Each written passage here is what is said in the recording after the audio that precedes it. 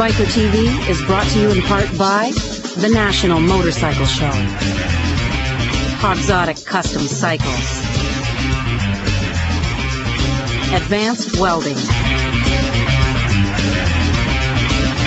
Welcome back to Biker TV. By bikers, for bikers. What's a dyno? Dino knows, and I'm sure he'll tell us.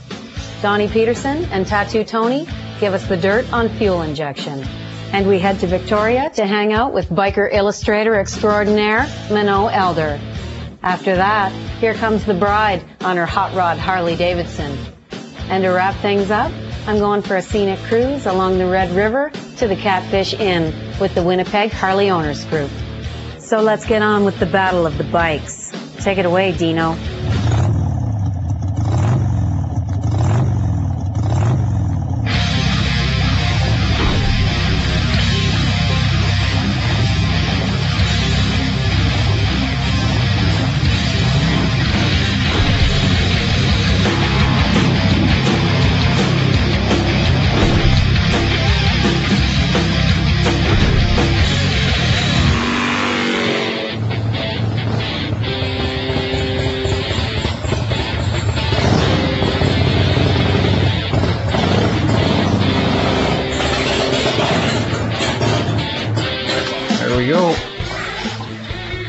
What's the most you've seen on this dyno so far? 175 horse. Wow. What kind of horsepower do you think it's going to put out? Or are you hoping for? Well, I'm thinking it'll be over 120. It'll have a horse per cube anyway. All right, miss to any ground.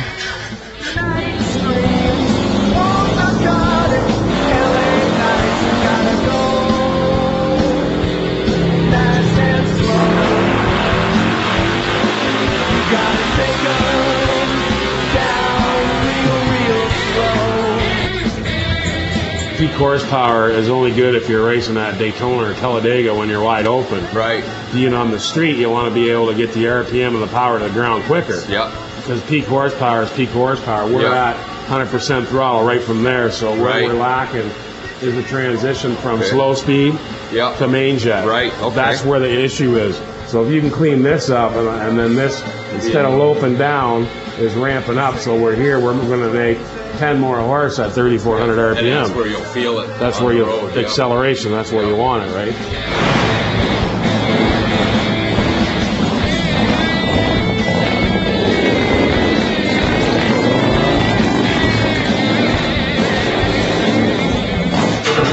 I guess 96-inch wheelbase don't fit on the dyno. That's the first time I've ever been told I was too long. All right, we'll just have to pull her off, and then we'll do some handheld stuff. You don't need the dyno to do that. The dyno helps, but it's not the end all. I'd like to see it on there, though.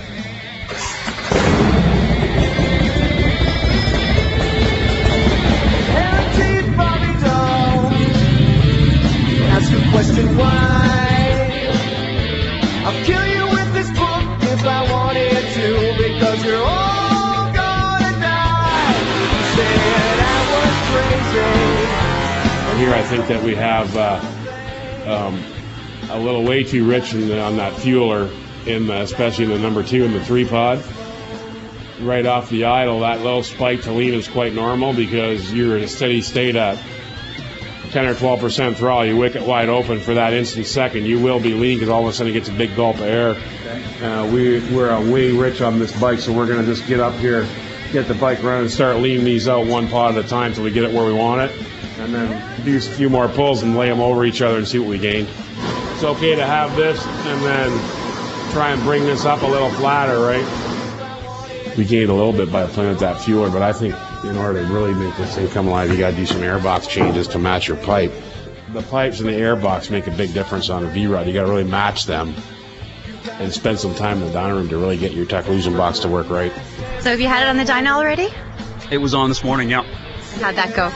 It went good. It didn't pull as much as I thought it would off the top end, and it was pretty rich around the mid, so working with Dino there, he helped us out, and I think we got a little bit more crisp for tomorrow. Got a couple other things to pull out of the sleeve for tomorrow's races, but we'll see what happens.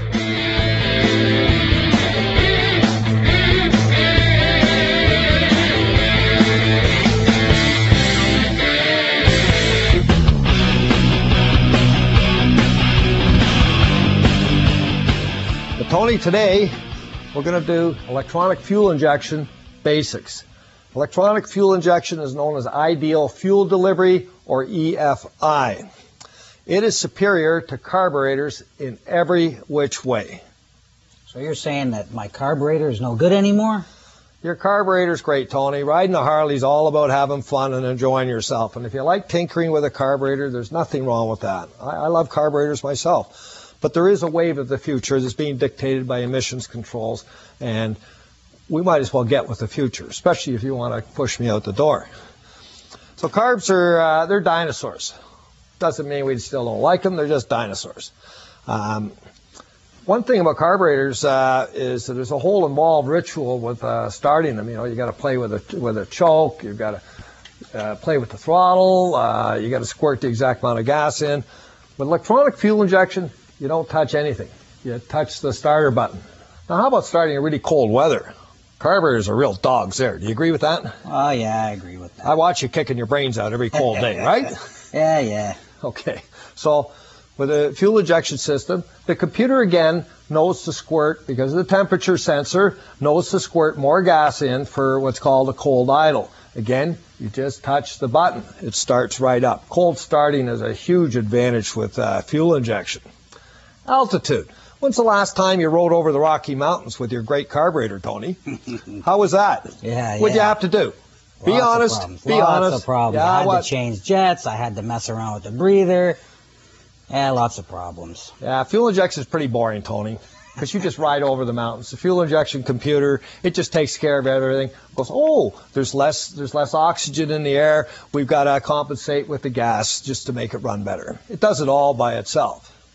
Sounds like pretty soon I'll be out of the picture altogether. Yeah, we won't need the same kind of mechanic we needed years ago. The new mechanic is really a technician and is really heavily involved in electronics. But the real reason we have fuel injection is because of emissions controls and protecting the environment. And fuel injection puts just the right amount of gas into the engine. It does not waste gas. Now, how does it do this? And Tony, I know you're going to react to this, but it's pretty easy once you look at it. It's done. Yeah, right. This is simple, Tony. A spark map.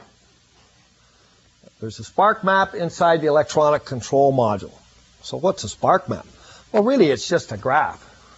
There's a whole bunch of boxes in it, or cells. And each cell going this way is how far you got the throttle open.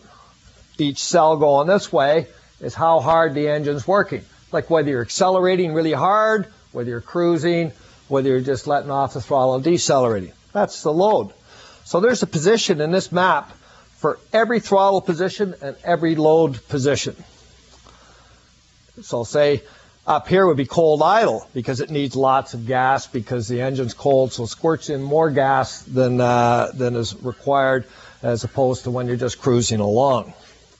That's actually the key of the computer system. The sensors send the information into the computer knows where, picks out the cell on the spark map. That cell tells the injectors when to open and the spark plug when to go off. Pretty complicated, but pretty simple at the end of the day. So what you're saying, Don, is all I have to do is hold my throttle wide open and the computer will do the rest. The computer does everything, Tony. I hate to say it, but it makes it idiot-free. Not that I'm calling anybody an idiot. After the break, we're back with Bikertv's Artist of the Week, Manon Elder. Closed captioning of this program is brought to you by Task Productions.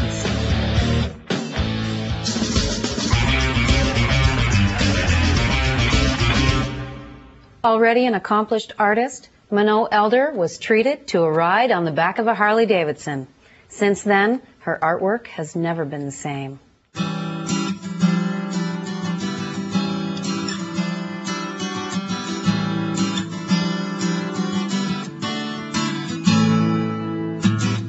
We get lost in the charade of too much or nothing, what you say.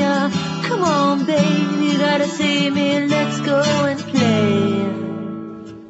The ideas are different all the time, and part of it is always trying to keep things fresh so that something new is being tackled. as an idea. For instance, open road, just the thought of doing a part of someone, and yet you know that that person's there, the mystery of what they look like, the intrigue, and have the, you know, it's a big painting, have the landscape be the focus. And yet you can't help but come back to that glove and that mirror and that speedometer. It just keeps riveting you back like a magnet. And that visceral thing of the smell of the air and the feel of the air and the feel of the day, it's so upon you when you're riding. So sometimes it's in my head. I know exactly what I want to do. I see it, and all I have to do is make it happen. I have to find the rider, I have to find the bike, and I'm just fulfilling something that's in my mind. Other times, I meet with a rider, and it's discovery. I haven't got a clue, really. But I just start to photograph, and we start to go through some of their places that they go to and ride, and they take me to places, and then things occur because I'm now in their space. So there's a mixture between knowing in my mind what it is I want to do and being open to seeing what happens.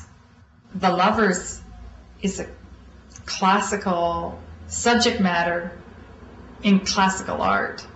And so how would you do it in motorcycle art? How would you bring it into that? In the Rocket 3 Triumph piece, it's actually the Art Institute of Chicago that is the background building there. So I was mixing up art, love, and bikes. So I did, for me, the quintessential piece. Everything that I had in mind as a theme got fused in that one painting. This is Indian Larry. Oh, it is Indian Larry. Yes. Oh, really? Yes. So a tribute to Indian Larry. Exactly. Cool. Yeah, and T-Bear took the photograph. They were all together, T-Bear and Indian Larry, for sure, but there may have been others as well, maybe someone else. They were getting a tattoo made, and it was Indian Larry was getting one done, and T-Bear had been taking photographs of him, and he had one photograph left. He said he didn't even stop to focus or anything, it was just there. Took it. We always stay away from our dark side, but yet it's all part of life. And maybe in doing motorcycle art, it's the place where I fused dark side with light side. And maybe that's another reason I like it. Maybe it's more real. It has more of me and of people in general. I saw it as a sense of adventure. And adventure is often grappling with a fear. Something which is why it's exciting. And overcoming it. And moving through it. And then it feels adventuresome because you don't know exactly what's going to happen. You're not in control. Last season, we made friends with the Niagara Harley Owners Group, so it was great to be invited to Jolene and Bernie's big day. Let's see these bikers get hitched. My name is Rick Irish. I'm the activities officer here. I've arranged this whole wedding myself, give or take. Well, we have two of our members are getting married. They've been living together for 8 years, and rumor has that Bernie is pregnant, so they have to get married. But that's not confirmed yet. So we're going down to Angela Mosca's condominium down on the lake. Jolene is Angela's daughter, and we're going to have an outdoor wedding for 200 people.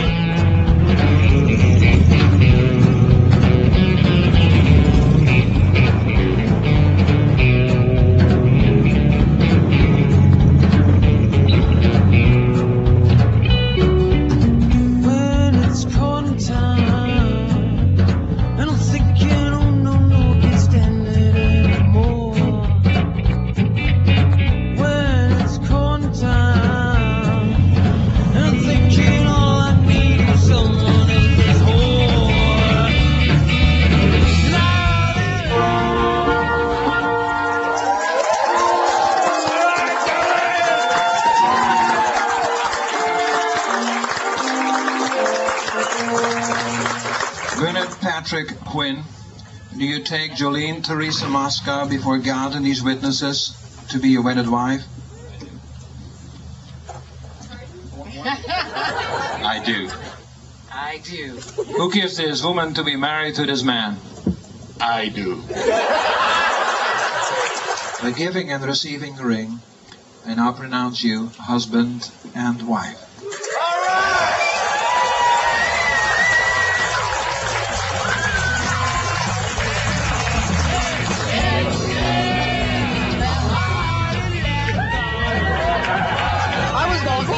For 3 days. I'm so emotional. Like, look at this. We got friends from all over North America. Friends, relatives. I'm talking New Mexico, Alberta, California, Massachusetts, BC, like Montreal, you name it. This is us, you know, like this, it's a family thing, like bikers are bikers, and we're ordinary, common people, family people. We have kids, moms, dads, you know, and this is what it's all about. I think I'm in trouble here. How do you feel about all of us bikers crashing this wedding? Hey, they're great people. My daughter is one of the bikers, and her husband is one of the bikers, and they have great attitudes. They have a lot of fun, and they do a lot of good work too. Everybody has a misnomer about what bikers are all about. My daughter's one. I'm very proud that she is one, and the work that they do, they deserve the best. But anyway, I kind of thought it was cute how he was talking about how he was getting old, and you know, he moved awful quick when I wanted to talk to him. I bet he can move really quick when there's a young lady in the house. Yeah, I'm sure. So he did. Like I said, the legs go, everything starts to go when you get to be my age. And like I said, I made a living with my body. I'm like a burnt-out hooker. You know what, though? You followed me over here really quick. Hey, I follow good things wherever they go. How you doing? Okay, Bertie. All right. Now, how's married life treating you? Oh, so far so good. 10 minutes into it, and it's still not too bad. I'm going to enjoy it. We got a drink in that thing. We should have tequila.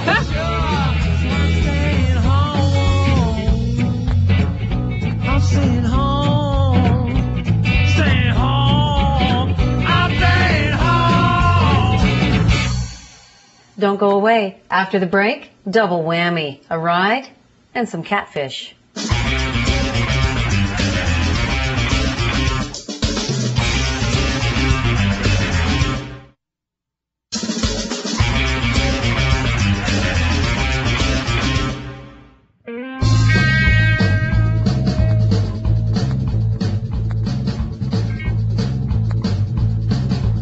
Here at Winnipeg Harley Davidson, today I met up with the Winnipeg Harley Owners Group.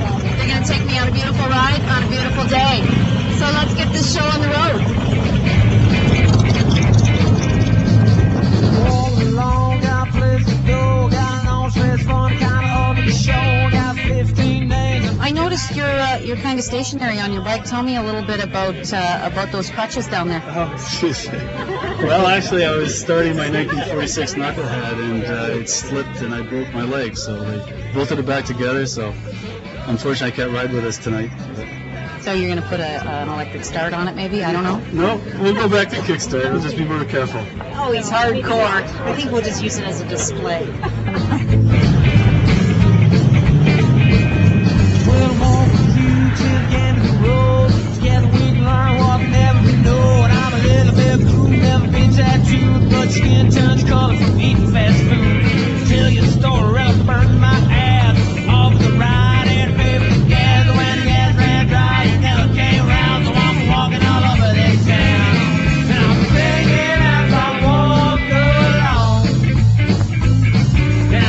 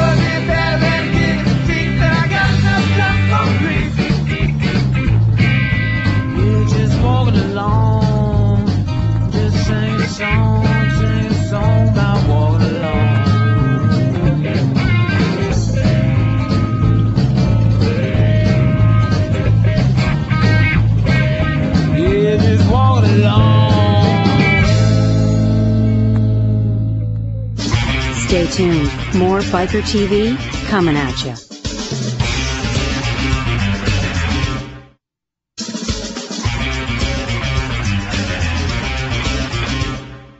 Thanks for watching Biker TV. Next week, we're shifting gears for the Canadian Biker Build-Off Special. In the West, Belt Drive Betty introduces us to celebrity judges Eric Gorgeous and Roger Goldhammer. And in the East, friends Vern and Randy introduce us to the Rat's Hole Gang. Tune in next week and check out the cool bikes. Biker TV has been brought to you in part by the National Motorcycle Show, Canadian Biker Magazine, Motorcycle Mojo Magazine,